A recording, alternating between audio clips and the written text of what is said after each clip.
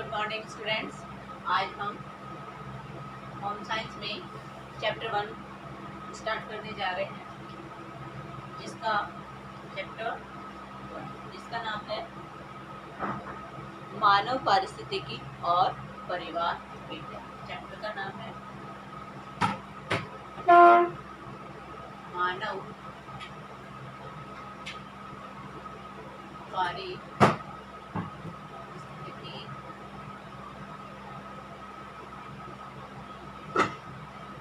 और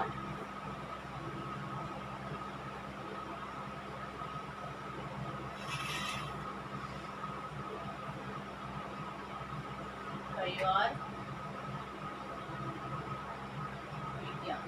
ठीक है, ये है हमारा चैप्टर का नाम, यानी मानव पारिस्थितिकी क्या होती है। यानी इसमें सबसे पहले हम जानेंगे कि गृह विज्ञान का अर्थ क्या होता है। ठीक है, कि गृह विज्ञान जो आप जैसे कि नए स्टूडेंट्स हैं उनके लिए ये सब्जेक्ट नया है, गृह विज्ञान। अब गृह विज्ञान जैसे नाम से ही पता चलता है, गृह और विज्ञान। ठीक है, गृह से मतलब घर का, और विज्ञान यानी अदरवाइज हम एक्स्ट्रा ज्ञान जिसके बारे में समझ सकें। घर में भी हमारे बहुत से ऐसे कार्य हैं, बहुत सी ऐसी योजनाएं हम बनाते हैं जिनमें हमें टेक्निक की आवश्यकता होती है और उसमें हम अपना एक्स्ट्रा दिमाग लगा के चलते हैं, तो वो कहलाता है घर का एक विज्ञान। जैसे कि बहुत से सब्जेक्ट हैं आपके, सामाजिक विज्ञान है, समाज विज्ञान है, या फिर कहें तो समाज शास्त्र है, अर्थशास्त्र है। शास्त्र को हम विज्ञान से ले सकते हैं, शास्त्रीय विज्ञान दोनों का एक ही मतलब होता है। तो आइए सबसे पहले हम इसके बारे में समझने की कोशिश करते हैं कि जो पारिस्थितिकी होती है, सबसे पहले हम इसको समझेंगे। एक शब्द है हमारे सामने पारिस्थितिकी, यानी मानव। मानव यानी मनुष्य से मानव पारिस्थितिकी शब्द क्या होता है, इसका अर्थ हम सबसे पहले जानेंगे।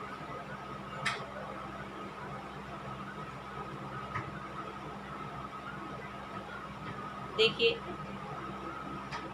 मानव पारिस्थितिकी को हम दो भागों में डिवाइड कर सकते हैं। फर्स्ट, यह है जीव विज्ञान की वह शाखा है जिसमें जीवधारियों और पर्यावरण के साथ उनके आपसी संबंधों का अध्ययन किया जाता है। यह जीवों, देखिए फर्स्ट तो है इसमें, इसका जो दो अर्थ बताया गया, एक जीव विज्ञान से, मानव पारिस्थितिकी का अर्थ किससे बताया गया है, जीव विज्ञान से बताया गया।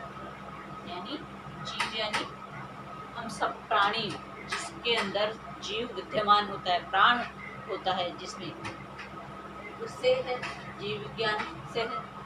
सेकंड इसमें बताया गया है जीवों और उनके पर्यावरण के बीच बहुआयामी संबंधों का ज्ञान प्रदान करता है।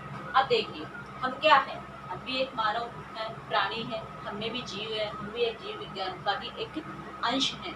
लेकिन हम रहते हैं तो किसके साथ रहते हैं, हम क्या बिना वातावरण के, बिना पर्यावरण के हमारा जीवन संभव नहीं है। तो दूसरा इसमें दिया हुआ है कि जीव विज्ञान में सभी जीव जंतु आ जाते हैं। साथ में सेकंड है कि इन सब के लिए क्या जरूरी होता है, हमारा पर्यावरण। क्या जरूरी होता है, हमारा पर्यावरण। अब पर्यावरण क्या है, हवा, पानी, जो भी हमें आसपास का जो भी एटमॉस्फेयर दिखाई देता है, वो सब क्या है, एक पर्यावरण है। तनु जरा वीडियो चेक करना, बन रहा है क्लियर? ठीक है, पर्यावरण।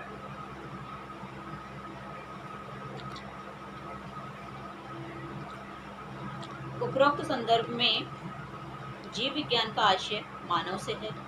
टाइमिंग चल रही होगी, इसी कारण से मानव शब्द को पारिस्थितिकी शब्द के साथ जोड़ दिया गया है। अब हम दूसरे महत्वपूर्ण शब्द परिवार विज्ञान को समझने का प्रयास करेंगे। टाइमिंग तो देखी नहीं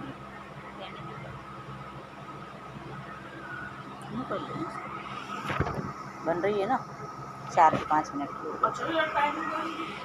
हाँ, ऊपर दिख रहा है। ठीक है,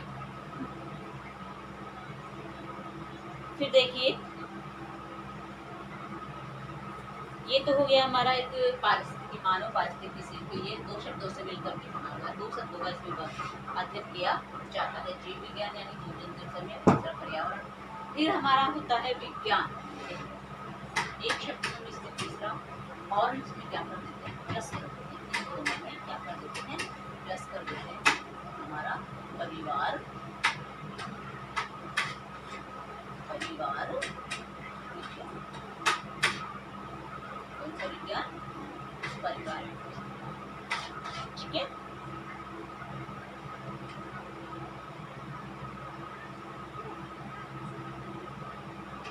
हम सब जानते हैं कि परिवार लगभग सभी व्यक्तियों के जीवन का सबसे महत्वपूर्ण केंद्र होता है। परिवार में ही बच्चों का पालन पोषण किया जाता है ताकि वह भविष्य में एक वयस्क के रूप में अपनी स्वयं की पहचान बनाकर उसे और अधिक विकसित कर सके। हम सब किससे जुड़े हुए हैं भाई, हम एक जीव हैं। ठीक है, तीन चीज़ें हमारे सामने आती है, एक हम जीव हैं, दूसरा हम पर्यावरण से जुड़े हुए हैं, तीसरा हम एक मानव होने के नाते हम किससे जुड़े हुए होते हैं, परिवार से। मानव जरूर नहीं है कि ह्यूमन है या हम मानव हैं इसलिए हम परिवार से जुड़े। जो जीव जंतु होते हैं वो भी अपने परिवार से जुड़े हुए होते हैं। चिड़िया होती है, चिड़िया के भी एक परिवार होता है। हर जीव जंतु अपना एक परिवार रखते हैं और उसके बारे में सभी पालन पोषण के बारे में जानकारी रखते हैं। लेकिन एक मानव, एक हमारी एक अद्भुत शक्ति हमें है, तो हम बहुत सारी चीज़ों का विकास कर सकते हैं। अब देखिए, मानव पारिस्थितिकी विज्ञान मानव जीवन की पारस्परिक अंतःक्रियाओं का विज्ञान है, अर्थात एक व्यक्ति का स्वयं एवं उसके वातावरण के साथ संबंध का विज्ञान है। मानव का जन्म के बाद सीधा और पहला संबंध उसके अपने परिवार से होता है। व्यक्ति के जीवन पर उसके परिवार व सामाजिक परिस्थितियों का गहरा प्रभाव होता है तथा उन्हीं से उसके व्यक्तित्व का निर्माण भी होता है।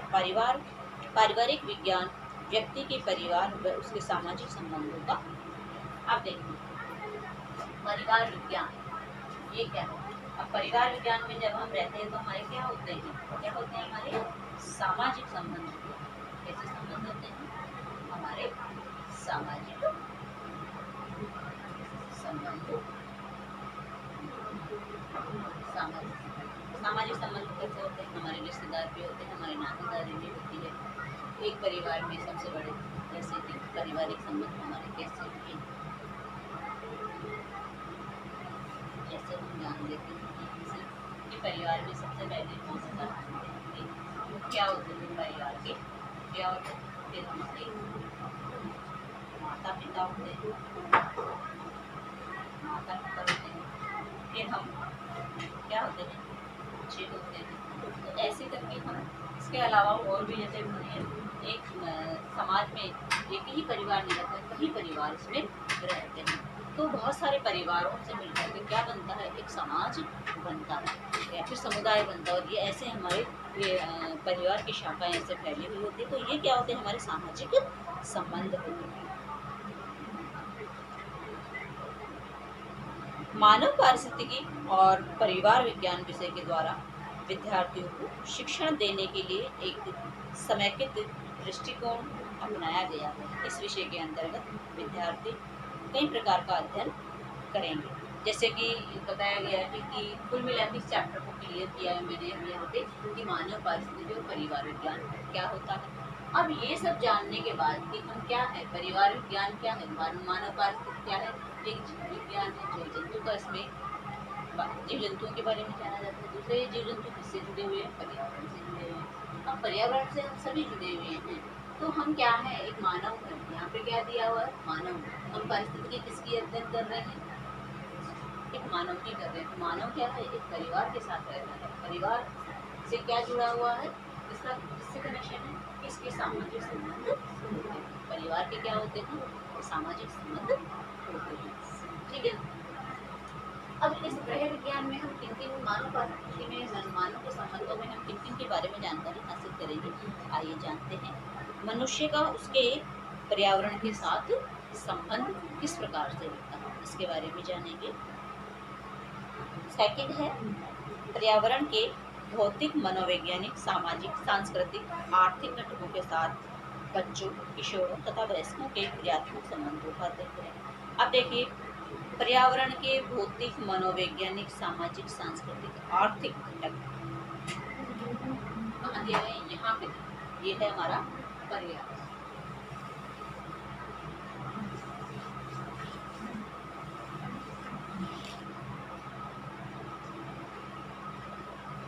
ये है हमारा। अब पर्यावरण के किन किन एलिमेंट्स, किन किन तत्वों के बारे में हम जानेंगे।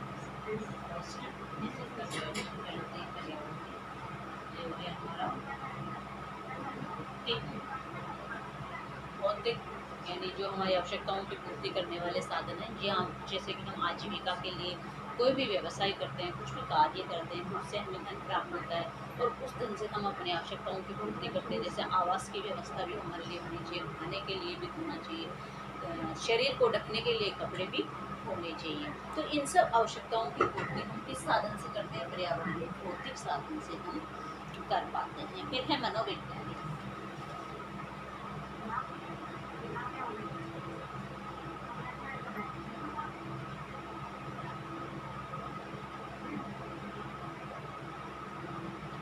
मनोवैज्ञानिक साइकोलॉजिकल हमारी सोच कैसी होनी चाहिए, हमें अपने शरीर का विकास किस प्रकार से करना चाहिए, हमें हमारी धारणा हमें कैसे बना के रखनी चाहिए, हमारी सोच कैसी होनी चाहिए, नेगेटिव होनी चाहिए या पॉजिटिव होनी चाहिए। इन सब चीज़ों के बारे में हम मनोवैज्ञानिक आधार पर जानेंगे। फिर है सामाजिक, कैसे हम समाज से हमारे संबंध कैसे होने चाहिए, सांस्कृतिक, संस्कृति में खान पान, रहन सहन, इन सब चीज़ों की जानकारी हमें इसके माध्यम से प्राप्त होती है, होम साइंस के माध्यम से प्राप्त होती है। फिर हम जानेंगे आर्थिक घटकों के साथ ही बच्चों के बारे में समझेंगे। किसके बारे में समझेंगे कि जब बच्चा जन्म लेता है तब से लेके वृद्धावस्था तक के बारे में हम समझेंगे कि कैसे कैसे एक बच्चे के गुण का विकास होता है जब वो माँ के गर्भ में होता है, उस समय से लेके जब वो वृद्धावस्था में आ जाता है। उन सब चीज़ों की जानकारी अब के अंतर्गत शामिल करने वाले हैं। फिर है किशोरों यानी युवावस्था जिसको हम कहते हैं, 17 से 18 साल के बालक के लिए कि वो किस प्रकार का भोजन उसके लिए होना चाहिए, किस प्रकार की शिक्षा व्यवस्था उसके लिए होनी चाहिए, उसके खान पान में क्या चीज़ शामिल की जानी चाहिए, या फिर किस किस चीज़ों का उनका शारीरिक मानसिक विकास किस प्रकार से किस आयु में होता है। फिर है वयस्कों के क्रियात्मक संबंधों कि वयस्क व्यक्ति जब हो जाता है, प्रौढ़ हो जाता है, तो एक प्रौढ़ व्यक्ति के लिए कौन कौन सी आवश्यकताएं होती है, उसके सामाजिक संबंध किस प्रकार से होने चाहिए। थर्ड नंबर पे है परिवार तथा समाज के संदर्भ में व्यक्ति के महत्व को समझना।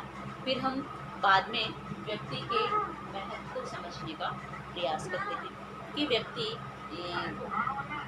और परिवार का हमारे जीवन में क्या महत्व होता है। फिर है परिवार के सदस्य के रूप में मनुष्य और समाज के पर्यावरण के बीच आपसी क्रियाओं को समझना आदि कई चीजें हैं जो हम इसके बारे में जानते हैं।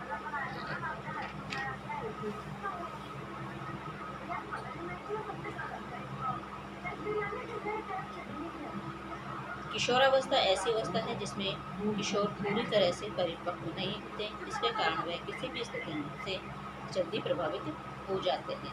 ऐसा माना जाता है कि जीवन के प्रारंभिक वर्षों से लेकर किशोरावस्था के दौरान जो भी आदतें एक बार विकसित हो जाए वह जीवन भर बनी रहती है। किशोर जिस परिवेश में बड़े होते हैं वह उनके भावी जीवन की दिशा एवं रूपरेखा काफ़ी हद तक प्रभावित करते हैं। किशोरों की सीखने समझने की काफ़ी अच्छी क्षमता होती है। इस अवस्था के दौरान वह जो भी देखते हैं, समझते हैं और सीखते हैं वह उनके मस्तिष्क पर गहरा प्रभाव छोड़ते हैं। अब है ग्रह विज्ञान का इतिहास। अब देखिए ग्रह विज्ञान का इतिहास भी हम जान लेते हैं। भारत के कुछ विद्यालयों एवं कॉलेजों में 20वीं सदी के दौरान ग्रह विज्ञान विषय की शुरुआत हुई। इसकी शुरुआत जो कब हुई होगी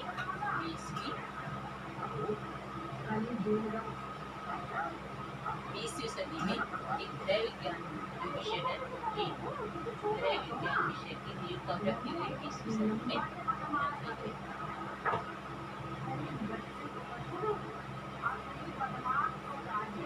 उस समय इस विषय को डोमेस्टिक साइंस के नाम से जाना जाता था। उन दिनों बहुत अधिक संख्या में लड़कियां विद्यालय नहीं जाती। उस समय क्या होता था कि लड़कियां विद्यालय नहीं जाती।